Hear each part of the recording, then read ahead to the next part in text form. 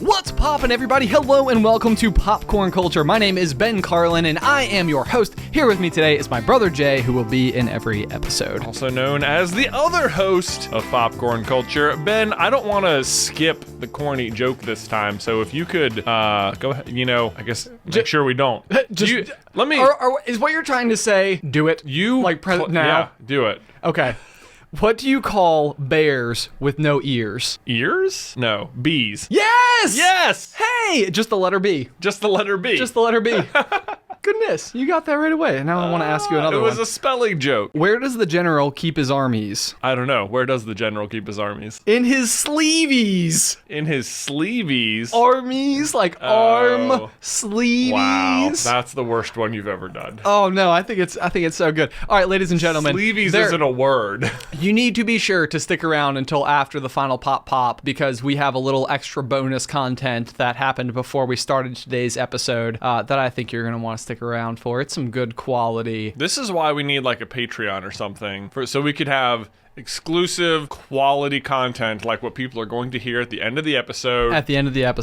But right now, it's just going to go to the end. And what is great is that Ethan, the guy who edits the podcasts, had to listen to the whole thing several times. And once you've heard it, you'll know. But at this point, you don't know, and you're just waiting for the end. Don't skip ahead. It'll be better if you're patient. But just know that Ethan had to listen to it probably 3 or 4 times. There you go. So be sure to stick around until the final pop. In the meantime, Brother Jay. Yo. Seems like maybe you've had a little bit of life development happening. I've had some big news happen to me in the past one day. I think you're big news. Big news. I would say potentially the most life-changing thing that's ever happened to me. Hashtag clickbait. Happened to me yesterday. Hashtag not clickbait because hashtag very true. Let's lay it on us. Okay. Lay it on us. Tell me what happened yesterday. So yesterday I became a father of 3. What? Yeah. Brand new information. Holy cow. You already knew. I did know. I was going to say I was there, but I wasn't there, but I was adjacent in geographical proximity. Yes. So yesterday on February 23rd, my twin boys were born. Little Nick and Nate. Nick and Nate. Good. Okay, so tell me about this because you had not told anyone in the family the names. I know that there were 2 sets of names. Is that correct?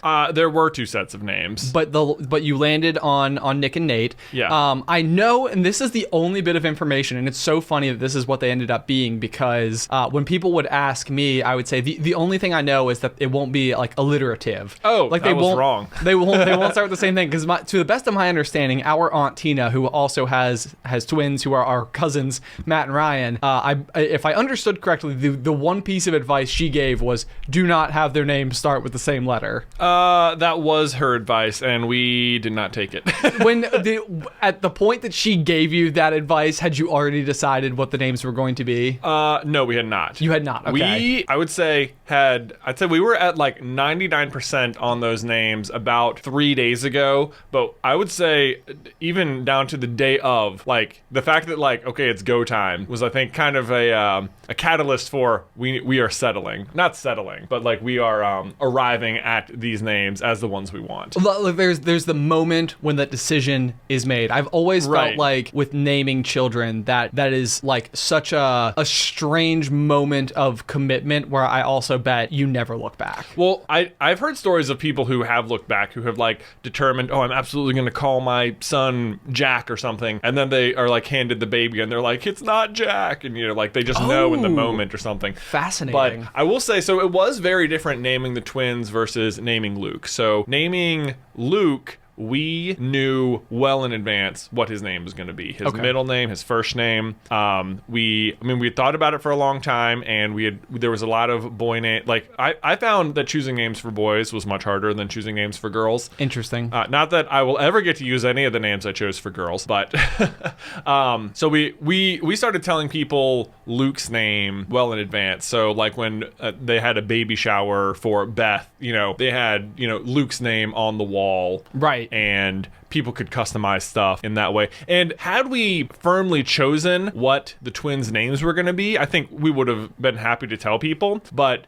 So that wasn't strategy. Like, that wasn't like a, you know what, we don't want the input, we're not going to tell people. This was more like you guys were genuinely undecided. We were genuinely undecided, but I wouldn't say it wasn't strategy. I would say our strategy was that because we weren't decided, we weren't telling people. Oh, sure. Like, because here is just my general advice when discussing or telling people the names is, if you are not 100% certain, don't tell people even what you're thinking about. Sure. Because if you do, if it's up for swaying, people are going to try. If anyone you tell has any negative connotation with one of the names you like really like but haven't fully committed to, they're gonna let you know. Oh yeah. And because people love to what I like to call like autobiography on you. Autobiography. Yeah, this is where you just barf your own autobiography at people. Okay. That's what people love to do. And if you have if they have a negative story about a name, they want to tell you about it and why you shouldn't name your kid that. And the real second, probably even greater reason they don't want you to name your kid that is because they want to have helped name your kid.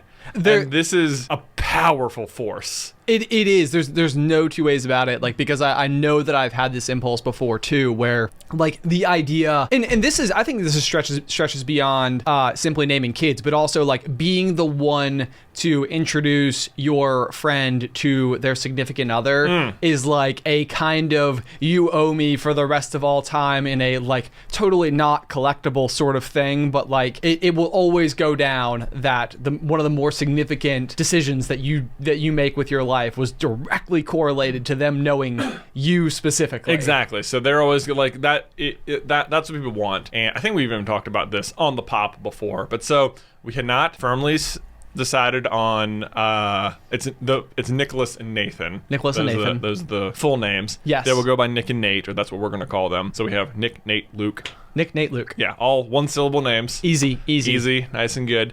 And so we just didn't tell people until we had them chosen. And at that point, we were like, well, we may as well wait until since we decided like basically day of, we may as well wait until we've got pictures and we'll just announce it all at once. Yeah. And stuff like that. So we were sending out the names and stuff yesterday.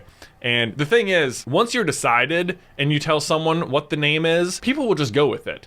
Absolutely. You never, like, even if you have a negative connotation with the name like Peter, for example, and like you would never name your kid Peter. If you meet someone named Peter, if you're like, oh yeah, my cousin Peter, they're not going to be like, ugh, what? That name? No. Yeah, like you're never going to question someone's name, but you are always going to question someone's almost name. Yeah, it's true. It's true.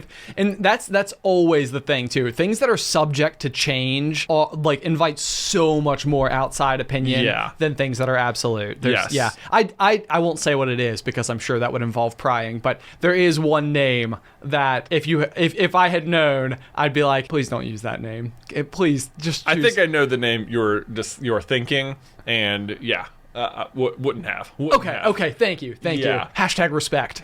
#respect. Anyway, so let me go on and just tell the story of what happened. Spin us the narrative. Yeah. So if you've been following along anywhere on my social media life or whatever, you're probably aware that we were expecting twins, my wife Beth and I, and we announced it a while ago. But the due date was April 14th. That was the day they told us was the due date. And they arrived on February 23rd. Right. So how early is that? That is 33 weeks and 2 days, I think. No, it's 32 weeks and 3 days. I'm sorry. Goodness gracious. There you go. Yeah, so I've been having to relay a lot of numbers around in my brain lately. So they came pretty early. Now, this wasn't our first experience with premature birth. Our son Luke was a preemie as well. He came 6 weeks early, so the twins came a little. This is a fun fact: is that the day Beth's water broke for Luke, gestationally, was the same day as the twins. What? Yes, I did not know that. Yes, so that's a fun fact that's just been dropped on me. There you go. So when it happened with Luke, we went to the hospital and we were there for another 9 days until he was actually born. Right. Okay, I do remember that. Yep. So this time, it's the same morning, and Beth wakes me up at 1:30 a.m. and I'm like, I was dead asleep, and she tells me her water's broke, and I'm like, oh, yikes. Okay, all right. Let's go. We're in the game. We have to go to the hospital, which is what you should do. So we load up the car. We call Beth's parents to come over and watch Luke because he's still sleeping and stuff. We get to the hospital, we check into triage and all that, and Beth starts feeling some contractions, like maybe she might be going into like labor, which was very different from last time, where... Okay, wait, I do have a quick question. Okay, so her water broke, when you have twins, do both waters break at the same time? Ooh. Good question.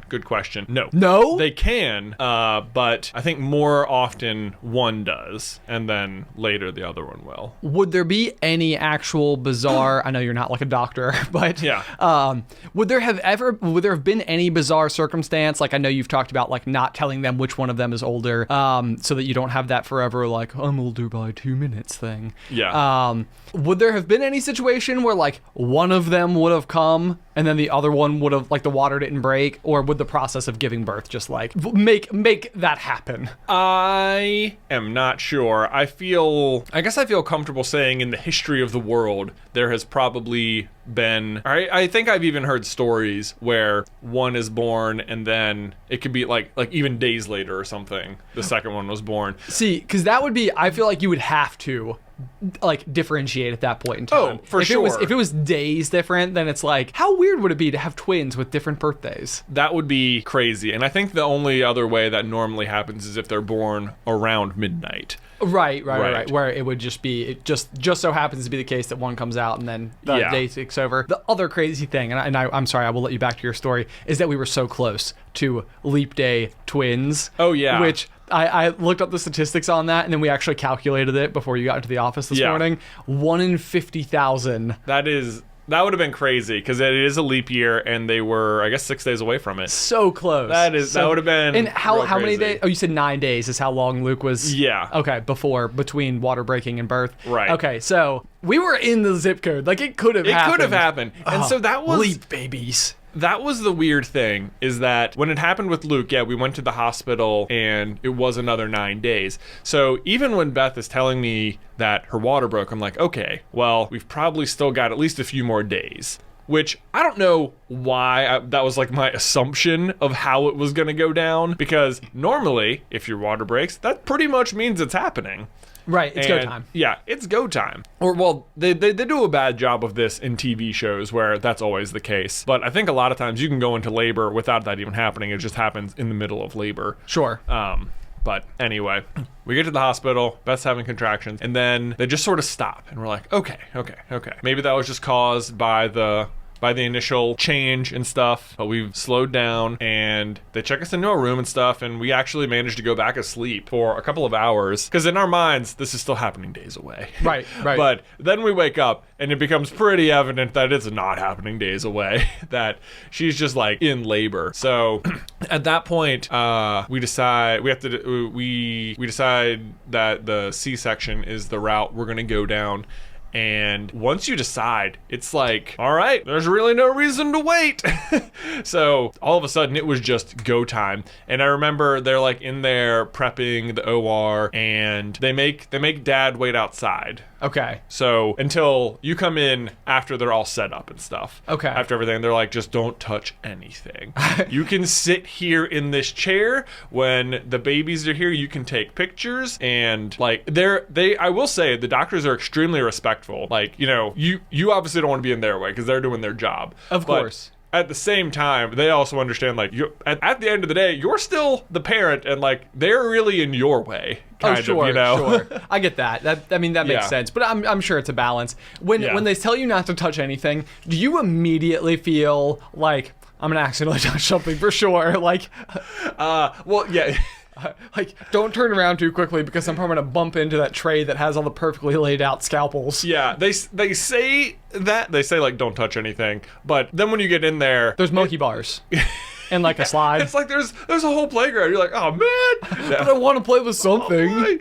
No, they tell you not to, as if you're gonna be like sitting right next to all the knives and stuff. But I couldn't have even seen something I could touch. It's all on the other side of the room. You're not even getting near it. Nice. So the chair's in the safe place. The chair's in a safe place. And everything went extremely well. Everything went just, as well as you could have hoped for. And they got the babies out, and that was crazy. It was like, oh my gosh, because I remember standing outside thinking how when I had gone to bed the night before, I was absolutely not expecting this to happen. There was no scenario where they were born tomorrow. Right.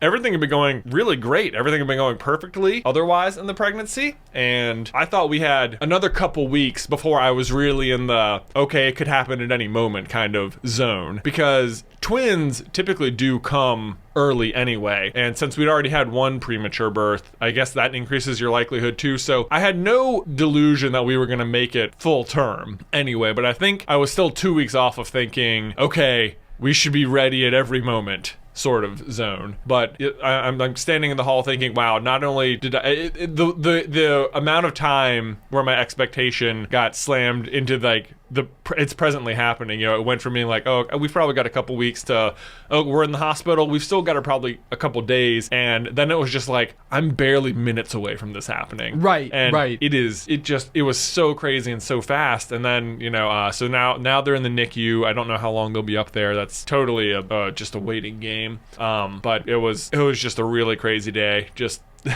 really, I was extremely emotional too. I think I cried like 7 times yesterday. Oh, I bet. Yeah. I bet. I mean, goodness, I feel like I can't even begin to imagine. Like, I know the emotion. I was literally standing on a ladder, like leaned against my house, pulling ivy away from the brick. Yeah. When I got these messages, like, that everything was going on. Yeah. And I'm like standing up there, like just tearing up, like on the edge of the ladder, Right. And it's like, yeah. Oh my gosh, it was just unbelievable. But it's kind of strange to watch you guys, like, because it's so funny how you guys have done it once before, like with Luke, and you've kind of gone through everything. And usually doing something one time is not enough to become like a veteran at something. But like, I think from our perspective, looking in, you guys seem so much more like just generally in control of the whole situation. Like, you're here at the office today. I know. And all of this happened yesterday. I know. Well, I can't even promise you I'll be here tomorrow. But no, I get that. That's fine. But Monday is typically the day we record a lot of the stuff for the whole week. Yes. So it seemed like a good day to come in so that we could get a whole week, like a week's worth of content out, and then I could go focus on stuff. It is weird that, I think you're right, normally if you've done something once, you wouldn't consider yourself like very veteran at it. But the thing about having a premature baby and going in the NICU and stuff, it's like, we only did that once with Luke, but then you're there for 17 days. So, and you might leave and come back several times in a day. So it really felt like we did it a lot. Sure. Yes. No, I get you. Okay, so they were born on February 23rd, which makes them Pisces. Pisces, twin fish.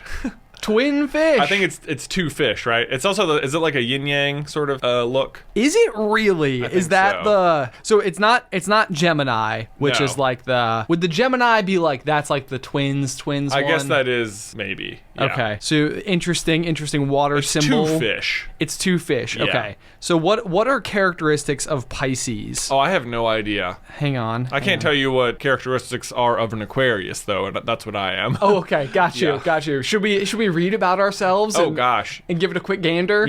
Let's read what Aquarius is, and I'll tell you how accurate, or maybe you read what Aquarius is and tell me how accurate you think it is to me.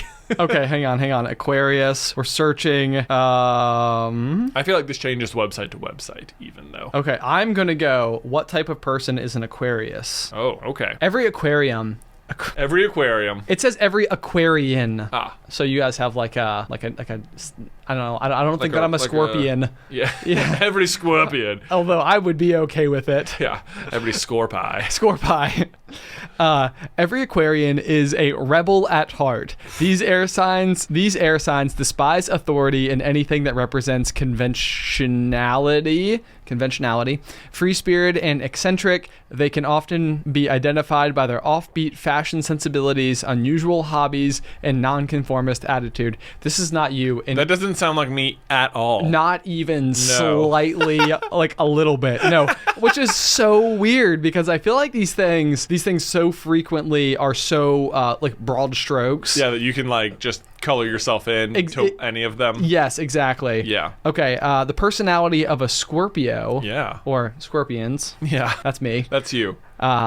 Because of its incredible passion and power, Scorpio is often mistaken for a fire sign. In fact, Scorpio is a water sign that derives its strength from the psychic emotional realm. Like its fellow water signs, Cancer and Pisces, Scorpio is extremely clairvoyant and intuitive. Is Aquarius not a water sign? Because it feels like it should be. It does just kind of sound like the word aquarium. Yeah. I believe it's the water bearer is the symbol or the constellation that it's named after. Well, I don't know enough about anything to do with these.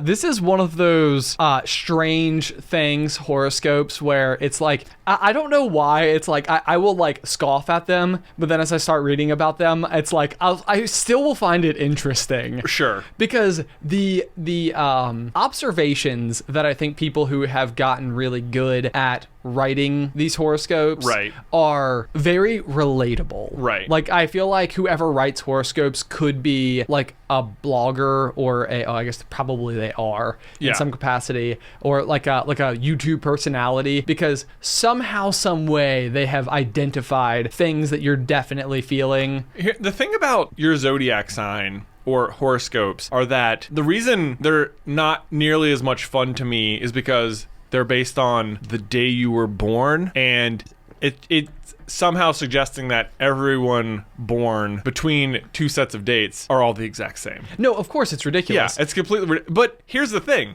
If they just removed the assigned at birthness from it, I feel like it'd be a super fun thing. Then you could figure out which one you were based on your actual personality. Sure. So, but at that point in time, I think it's basically an Enneagram. Yeah. You know, yeah, I mean, then it's just another personality test. It's a personality test, But it's a really fun one with cool names and, you know, whatever. But oh my gosh, I had a thought that I was just about to ask you, and then it leaked right out of my brain. Done lost it. Bump. Done lost it. Okay. Okay, where were we? I don't know, we were talking about horoscopes or enneagrams. Goodness, I found it. Oh, wow. Okay, so the interesting thing to me about, like we talk about, like, you know, specifically the characteristics associated, like, with when you were born.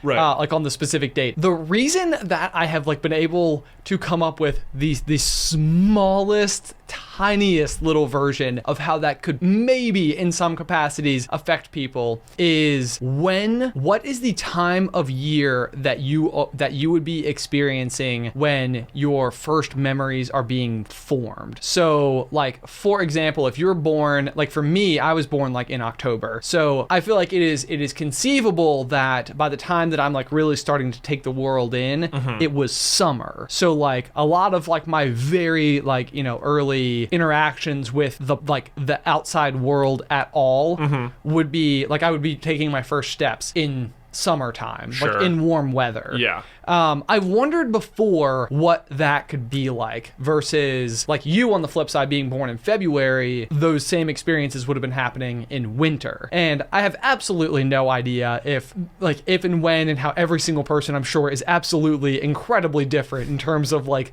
when their first memory is. Do you have a first memory? Gosh, no. You don't have a first memory? I don't think I can tell you what my first memory is, no. Oh my gosh. The only thing I can think of for my first memory is mom being pregnant with our little brother Tyler.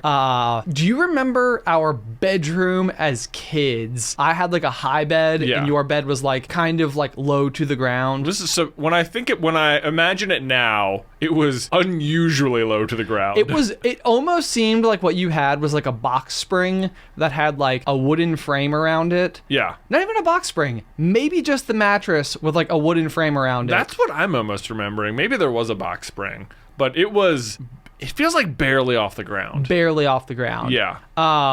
So the only thing I remember is that's where mom used to read us like Berenstain Bears books. Do you remember those? Oh, of course. Is it Berenstein? This is the most Mandela effect. I know, but this is like heads or tails to me, where I can never remember. Now I know that it is. I know that whatever I think it is wrong. It's Berenstain Bears is how you say it. And everyone remembers it being spelled Stein because you say it Berenstein, but it's actually spelled Berenstain. Berenstain. With an A instead of an E. Okay. Which, if you didn't know that, ooh, good luck looking it up. You're about to go down a really weird rabbit hole.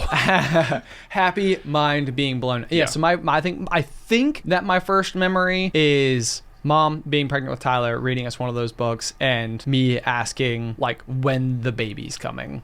Okay. But that is like basically the only memory I have before my first day of the 3-year-old program of preschool. I think I remember my first day of that as well. Like, I think I just haven't really tried to figure out what my earliest memory is before. Like, maybe it's just not that important to me. But I also, I remember when Mom was pregnant with Tyler. I remember all that. Well, I'm not going to figure this out live, I don't think. How crazy would it be? Ooh, if I could figure it out, yeah.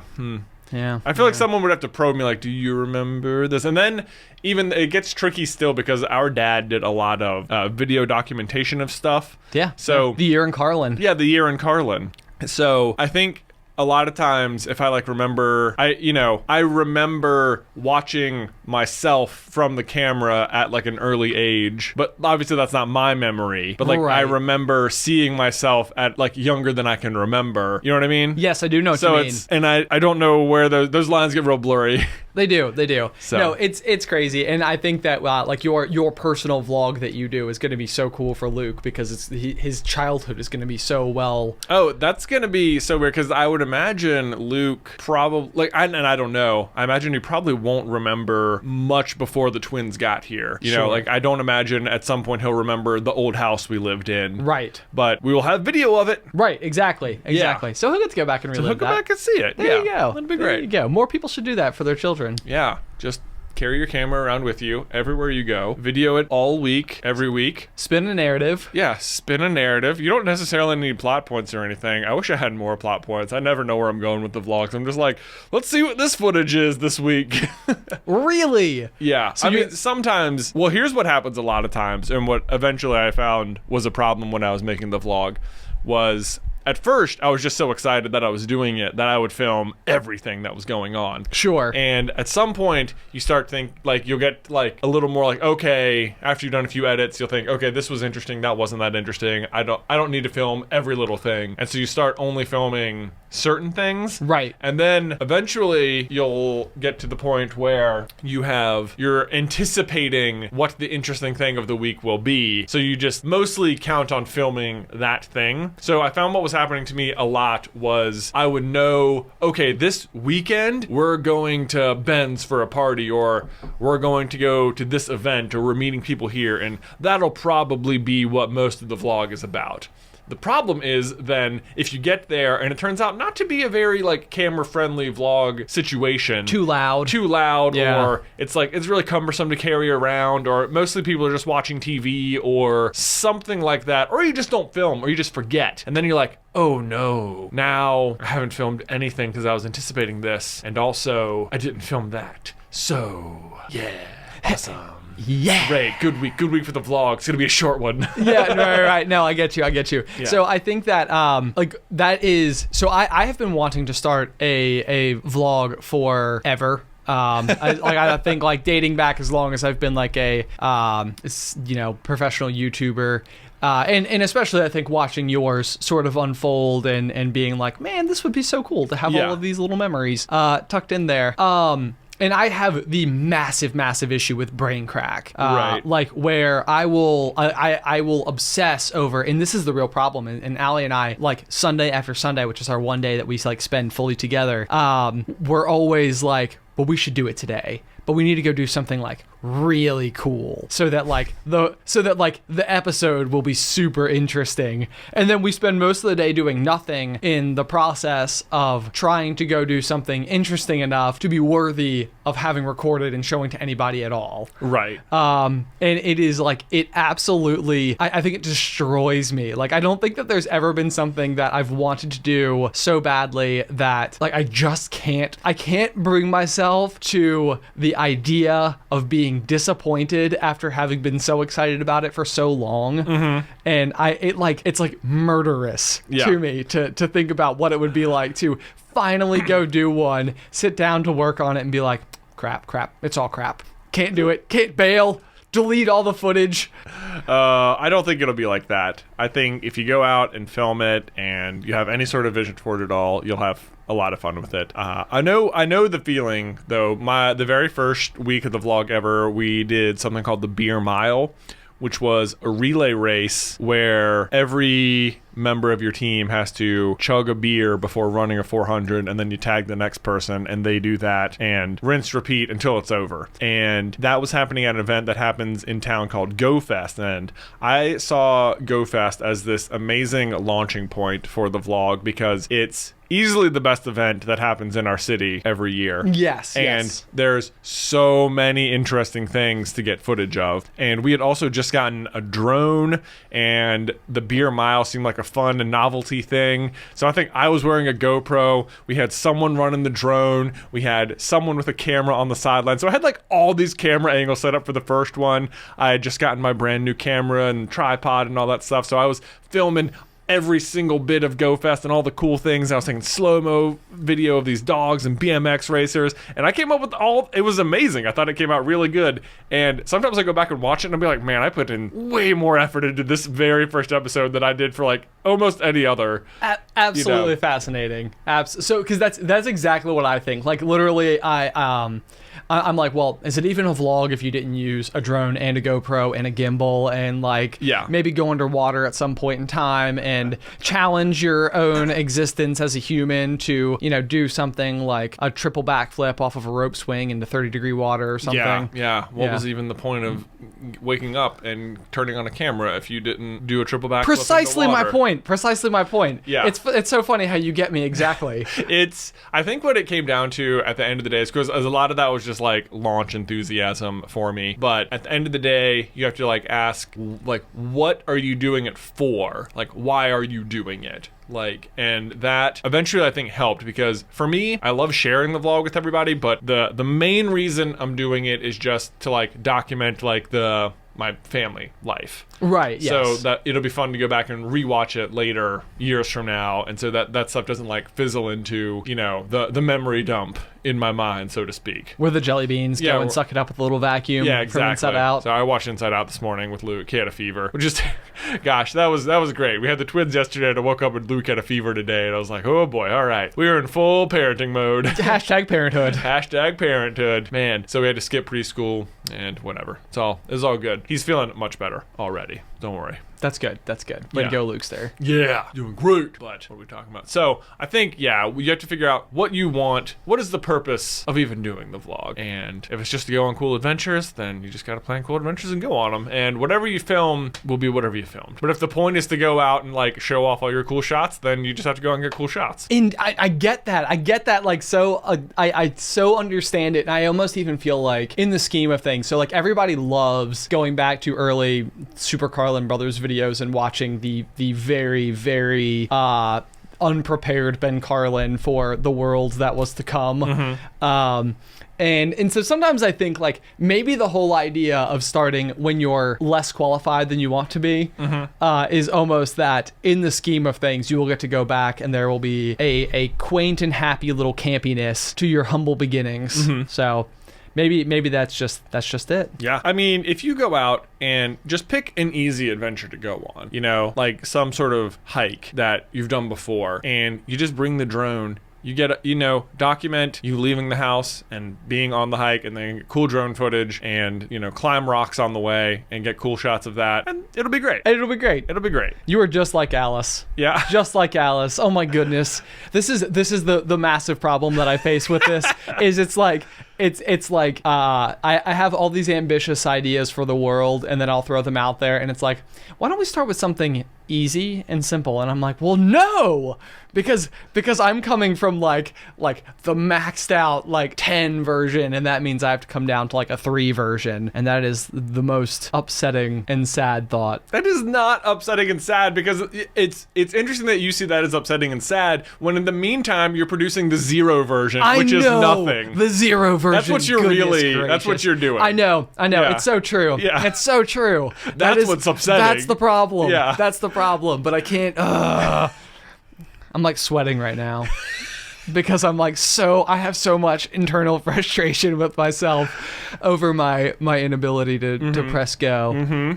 But maybe when and if I ever produce my first episode, those who have listened to this episode of The Pop will be like, I know how much was going through Ben's head. Well, I can tell you what's going to happen, Ben. What's that? Is that now that you've voiced this into the internet, people are never going to let it go. Never? First of all, now that you've set an expectation, so people now people are waiting for the vlog. Maybe that's good. Maybe it is. Maybe that'll push you. Maybe this is the push you need. The push I need. Yes. Yeah. Yes. I like it. So that's what I need, is people to pressure me. Yeah. You heard it here, people. Ben needs you to pressure him. That's it. Yeah. Okay. Good to know. Okay. Can't wait. Okay, so speaking of you going on crazy adventures, or why did I forget? What was I gonna segue this into? Speaking of you needing to do crazy things, we had some follow-up on your near-death experiences.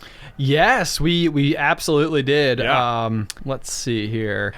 So I think one of the more interesting responses that I've got, because I've had literally the same exact one myself, is that we had an email from Andreen. And the long and the short of her story is that growing up in New York City, she sort of had like the moment when you're waiting for the subway where you sort of like peek your head over. Oh yeah. You know, and the subway's a strange place because there's no guardrails. There's no guardrails. Yeah. There's like nothing to like, and of course there can't be because you need to be able to walk onto the train. Yeah. But it also blows my mind that there is nothing preventing you from falling down into the electricity tracks. Feels like there could be guardrails between where the doors aren't going to be. It does feel that way. Yes. I do agree. Maybe there's not the doors always show up at this spot. Maybe there's not. Maybe they have like different subway models, and so it's like depending on which one, like maybe if you have like a TR1. Or I was thinking more like as just a function of the brakes. Oh, I see. You know, like every time it comes to a stop at roughly the same spot, but maybe it's like 6 inches off or something. So this is not a TR1 issue? Well, maybe, yeah, they got new trains and they couldn't. It seems like in 2020, the subway should be able to stop at the exact same spot every time. It does feel that way. There could be guardrails that will not block any doors. Right. Yeah, it seems like that should be the case. Okay. Anyway, Andreen, though, growing up, says that she has one of these moments where she leaned a little bit too far looking for the train, almost fell into the train tracks, but their mother grabbed them by the clothes and literally pulled them back. So what I'm imagining here is like someone who's like leaned forward and then like a little bit too far. Their center of gravity has literally tipped to the point where they are like going in. Yeah, going in. And the other thing about falling in is it's kind of deep. It's like if you're in there, like it's like you've fallen into like a raptor pit. Like a pit designed to trap raptors. Right. A traptor. A traptor. A traptor. Traptor pit. Not to be confused with a tractor. Yeah. You never want to fall into a tractor pit either, though. No, tractor pits are the worst. It's when you have competing farms that have tractor pits. That's right. So that one tractor doesn't come onto your land trying to harvest your corn. Right. And so you've actually dug a hole randomly for that tractor to then fall into. Can you imagine crop poaching like that? Do you think that happens? Goodness, I don't know. Oh, man. What a strange thought. Is crop piratism a thing?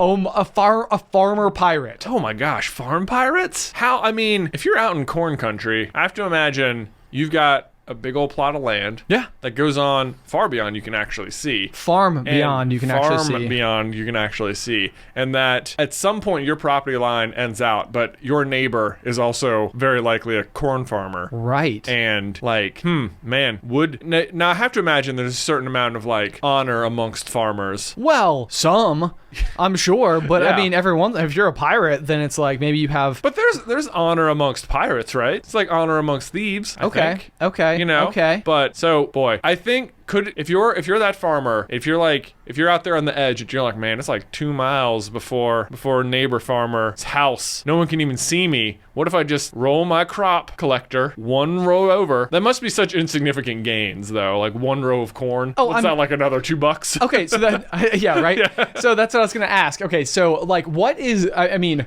Stealing is bad. I'll start by saying that. Yes. But once upon a time, I was at a bachelor party, and this will come back to cornfields. Okay.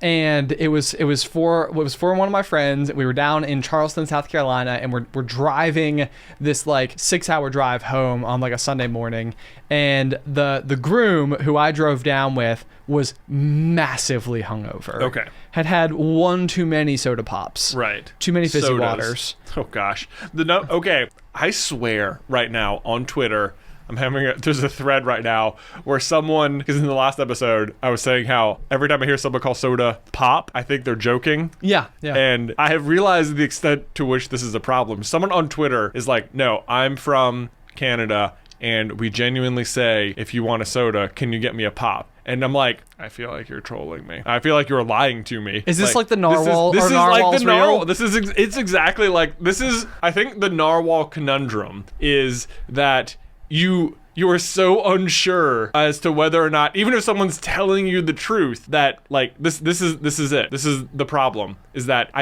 I really want to believe that this person is genuinely telling me we call it pop, but I can't be sure they're not trolling me to make me look foolish. Right. You It's like if you get me, man, you just want me to say pop one day, and you're gonna be like, oh my god, no one calls it pop. We totally got you. This is the narwhal conundrum, which if you're not familiar with really deep Super Carlin Brothers lore, I made a video once upon a time which will haunt me to my grave, called Are Narwhals Real? Yeah. Because the narwhal, mythical animal that it is a whale with a horn on its head. On its face. On its face. And its horn is a tooth. But it could not look more made up if it tried. It couldn't. Not even possible. The horn is even like spirally. Yeah. It has like magic powers where it can like sense things from far away. Oh, its skin has more vitamin C per comparative weight than an orange. Yeah. So it's not even spelled, you'd think it'd be narwhal, but it's narwhal. Narwhal. So there was like, it's like a jackalope, where it's like, which is like the rabbit with antlers. Yeah. Yeah, not real. Wait, for real? Not real? I know, right? Exactly. Oh no. Yeah. We're like, are these real? Because like at the beginning of Elf, there's like, he's like waving by to like, bye Mr. Narwhal, but I think he's like also waving to like a talking snowman or something. You're like, right. Like, and he's an elf. So you're like, this is a world where elves are real, so I can see why they would put narwhals in here. Because they're totally not real. Right? Hey, Mr. Narwhal. Yeah. And this is the same thing. So everyone who hears that tries to get into the narwhals are real, and it's just like, no, I don't know. Yeah.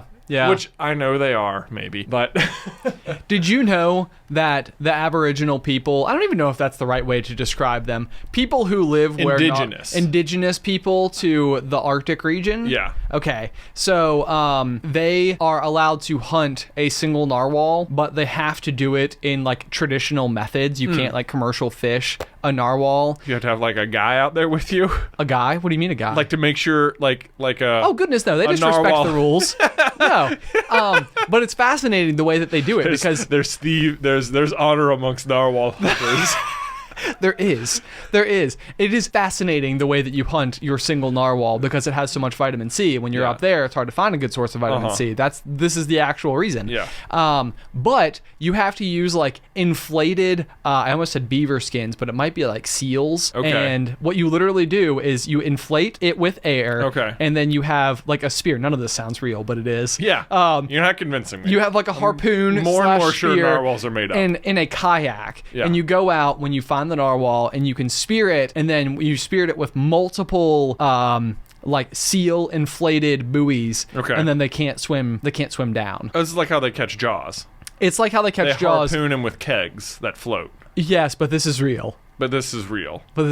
Sure. It's true. I know. I believe you. And the sun, I believe you. And the sun never don't wink at me. And the sun never sets, and so they all have to wait in turns and during daylight all day in their sleeping bags, waiting for the narwhals to show up so that they can go out there. This is real, as if great white sharks aren't definitely real. Great white sharks are definitely real, but not Jaws. There are giant great white sharks, like 20 footers or whatever. Hang on. What is the largest great white shark? Oh, I guarantee you it's over 20 feet. Hang on. I'm looking right now. Yeah. The largest great white. Do you guys ever have the problem when you're typing in Google on your phone because it doesn't autocorrect? I wrote, what is the greatest hurry-will?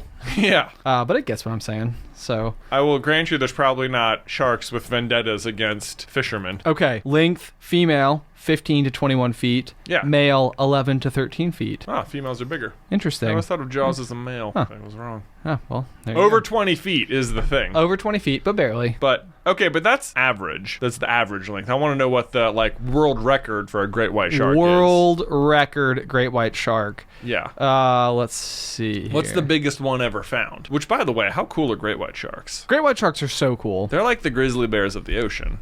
That's for our beach umbrella line at Grizzly Umbrellas, our great white umbrellas. We huge. We huge. We huge. By the way, we'll put it in the show notes. Somebody sent us a logo for Grizzly Umbrellas. Yeah. And it is perfect. So thank you to Other Ethan, Mother Nature, and Emerald Cliffhanger Phoenix. Yeah. Whilst you look up the biggest great white shark on record, I will also follow up on some umbrella news where we had someone on Twitter at Al Philippides say that they were from Seattle and was offended by the insinuation that they use umbrellas. Those are for pansy tourists. What? So apparently, we're doing it right here in Roanoke by non-brellaing it. We are raincoating it, and that is the way to do it. They also said that they put their windshield wipers up, and they don't know why they do it. Oh, outstanding. That is amazing. Okay, so that's like me. So that's like a bunch of people from Canada emailed me, and they were like, no, you need to do that. You will have like thick ice, and you will not be able to get your windshield wipers out.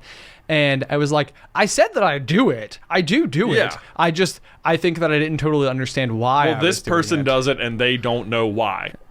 So, anyway, how big is that shark? Okay, so I am very surprised to find that it doesn't seem to be giving me a length. But the biggest great white shark, nicknamed Deep Blue, estimated to be 50 years old, weighs in at 2.5 tons. And I have a picture of it here from Ocean Ramsey on Instagram, and it is absolutely gigantor. Oh, my goodness. Yes. You should screenshot that so we can put a picture of Big Blue in the show notes The old show as notes. well. Okay, so let me circle back here because I never did finish my story of corn. Oh, yeah. The time that I was That you were a corn adjacent to corn pirates. Okay. Okay. So my friend had too many fizzy pops. Yeah. And so he's like, Ben, dear chap, could you please take the vehicle to the side of the road? Sure. So I did. He's a really polite, hungover person. Very polite. Yeah. Yes, indeed. And so I take the Mazda 3 and I take it to the side of the road, Yeah. which happens to be a cornfield. And my friend just walks off into the cornfield, like disappears from view entirely. And I'm like, wow, you have gone way farther than I ever would have gone. And so he's gone for longer than you would expect too. Like I'm expecting him to be gone for maybe 90 seconds. It's like 15 minutes. Wow. Yeah, so I'm sitting there Long enough to where you could never find him in this cornfield. Never. And Yeah. I was a little worried that he could never find me out of the cornfield. So finally, I'm sitting there and I'm like, what is going on in this cornfield? And he comes out holding 3 ears of corn. And he has decided to tag some snacks along the way for the road trip home. Yeah. The rest of the journey. And I was like, Is he eating raw corn? raw corn. Okay. Raw corn. Yep. 3 solid ears of corn. Which, yeah, I don't know why that never seemed weird to me at the time, but it didn't. I was like, he definitely just stole 3 ears of corn. Right. But like, we're looking at like easily 100-acre field Uh-huh. of corn. Yeah. And I'm like, that's pretty minimal. Yeah. Like, what type of like casualty did we just incur? Theft is theft, Ben. Although, is this how true farm piratism truly starts? This is how it starts. It's a slip. Like, do you think eventually, like, we'll roll up with like a combine? Hey, 3 ears was no big deal. What's 3 baskets? What's 3 baskets? What's 3 baskets? They've got 1 billion ears of corn. They'll never know. Yeah, this is not the correct line of thinking. But So in some ways you are a corn pirate. no, Jay, no. Yeah. I think you misunderstood. Yeah. See, I was driving the Mazda 3. Yeah, someone's driving the boat when you're a pirate. Yeah, you want to know who does? Yeah. You want to know who drives the boat? Who drives the boat? The captain. The captain. I'm the captain. But Jack Sparrow's still a pirate. Yeah, but still, I'm the captain, which makes it cooler because I'm a high-ranking member. But Barbossa is also, that doesn't make you not a pirate. No, it does. I'm just, okay, pirate captain. You're but pirate captain, I'm like captain first, pirate second. Captain first, pirate second. What's important for people to know is that I'm a captain. Yeah. Of the Mazda 3. They have heard of you. But you have heard of me. Oh man. Yeah, so that's my grand pirating. So now, if I recall, back on the days of the vlog, there is an episode called Ben is a Popcorn Pirate. Little did I know you are also a corn pirate. What is this? All manners of speaking. Wow. Any kinds of corn. I will pirate. But captain first. Yeah. Yeah, I drive the boat. Yeah. Okay. Well, I didn't know this about you, Ben. I didn't know you were such a vegetable pirate, but I guess you are. Or is corn a vegetable? Is it a grain? I think it's a grain. I think it's a grain. If you crush it up, it seems grainy. I feel like if I had corn on the cob with my dinner, I'd be like, yeah, I got some vegetables. Hey, do you think cornbread, do you think of it as vegetable bread? Well, because it kind of is vegetable bread. Like if you had broccoli bread, how would you feel about broccoli bread compared to cornbread? I guess to me, you can have cornbread that doesn't have raw corn niblets in it. Niblets? Yeah. I think there's a term for them. For individual kernels? Yeah, kernels of corn. Niblets? Niblets. That's the word. That's the word. I love cornbread. I hate it if it has niblets in it. You don't want corn in your cornbread. I do not want. Well, I want essence of corn. Like corn that has been like in a windmill. Like cornmeal. Cornmeal Comes out of a corn mill. Yes. Yeah. That's the kind of corn that I want in my cornbread. This is, perhaps approaching narwhal conundrum status. Okay. Is that, growing up, all the cornbread I had did not have corn in it. And it always seemed like, it seems like maybe it should have corn. But then one day I finally had cornbread that did have corn in it. And I was like, I don't know if this is right. This does not seem okay. Like someone thought the way I thought. It was like, this should, and they did it, but they did it wrong. Do you think they use canned corn? Oh, I hope not. If you're going, it feels like if you're already baking your own cornbread from scratch, why would you use canned corn? I don't know. If you're making everything else, you may as well go ahead and get that ear of corn. Maybe. Mm-hmm. Although, do people make cornbread from scratch? Do they have their own windmills? Okay, but so I don't think they make their own cornmeal from scratch. Okay. But if you bought the cornmeal and all of the separate ingredients and mixed them together, I would say that I'm making it from scratch. Okay. Yeah. What if you buy a tube of Toll House cookie dough? No, that's not making it from scratch. No. Not at all. All right. I tried. But you want credit for a scratch? He's like, chocolate. That's such a weird thing for you to want credit for, because you already make really good chocolate chip cookies. Am I to understand that part of your chocolate chip cookie recipe is pre-made Toll House chocolate chip batter? Heck no, it is not. Okay, exactly. Absolutely it is not, no. But I think it's one of those things where it's like, I feel like you could bake Toll House cookie dough and be like, yeah, we had homemade cookies. Oh. I feel like people would say that, and it's a bit of a leap. Oh. Do you know what I'm saying? I do know what you're saying, and I think people are really skating by with that. Goodness.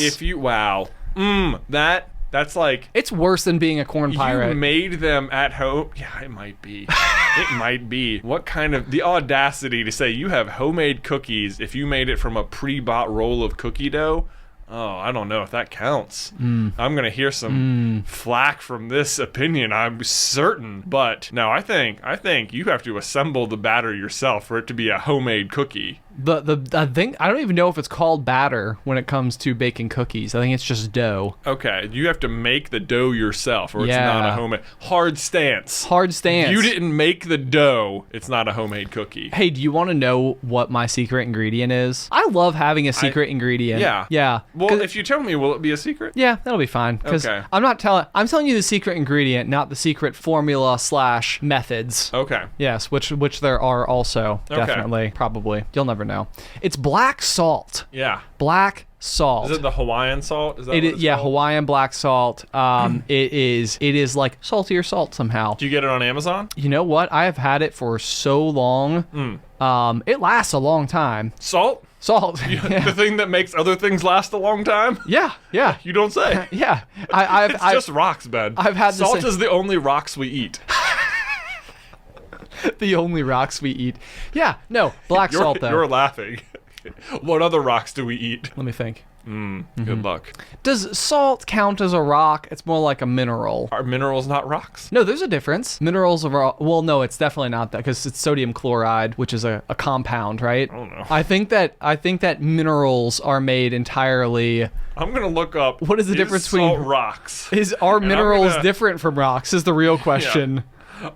Is this one of those, like, all rocks are minerals, but not all minerals are rocks kind of things? I'm going to go, is salt rocks? A mineral is a naturally occurring inorganic solid with definite chemical composition with crystalline structure formed by a geological process. A rock is an aggregate of one or more minerals, whereas a rock may also include organic remains and mineraloids, which is just kind of fun to say. So you just got a little bit smarter in case you're going to your geology class. Great. So rocks are not minerals. They're made of minerals. This says rock salt is a chemical sedimentary rock that forms from the evaporation of ocean or saline lake waters. Yeah, that's how they make... Yeah, salt is rock. There you go. Salt. Only rocks you eat. Probably. Like, hopefully you're not out there eating gravel or something. I don't think anybody eats gravel. Yeah, I don't think so. Actually, I had a dog once that ate gravel every single day, and it was the worst. That sounds terrible. It was. Anyway, guys, I think that's probably about all the time we have for today's episode of The Pop. Don't forget to stick around because there's some quality content still yet to come after the final pop. But if you have any thoughts, questions, ideas for things you want us to cover here on The Pop itself, you can be sure to email us at popcornculturepod@gmail.com. Yeah, but until next time, pop.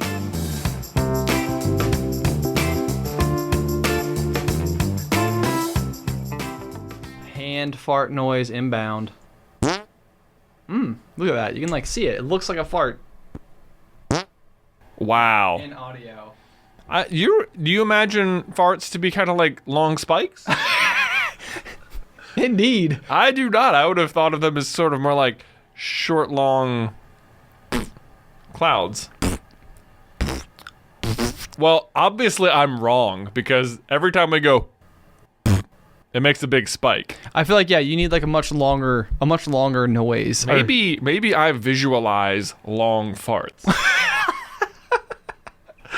It's like now that looks that's a long fart. Ethan, you can put all this at the end of the episode if you want. You can. This is what all of the Reddit is going to be about. Yeah. How do you visualize? What is the visual representation of a waveform as a fart in your mind? Right, because they're they're sort of short and snappy, which means almost by definition they're going to look like a real brief like spike. I guess like real narrow and long. I guess I think of it as like a long sound, that I'm making with my mouth. Like when you go, like you're doing that longer than you're making any particular sound when you say words. I don't think I can do the tongue out the side of the mouth fart noise like that. Wait, let me see. Why were you so bad at it? I don't know. It's because the only way I learned how to do fart noises is with my hands. Which, hold on, example, ready? Man, maybe I am more talented than I thought when it comes to making fart noises. Yeah. Wow, you are. Maybe you're just really not. Maybe I don't know. I think my tongue is too thin. You can go out of the side of your mouth and everything. Goodness gracious. Well, if you're maybe you should try going out of the side, because if I go out the middle. Oh my gosh. Can you do hands? Oh, I can do hands. Okay.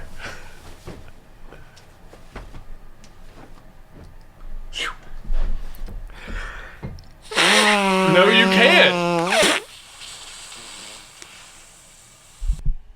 I'm so glad we have it on the record that Ben apparently can't make fart noises. Hold on, though. This is... I mean, that's pretty good. Hang on. You're better at making them using it.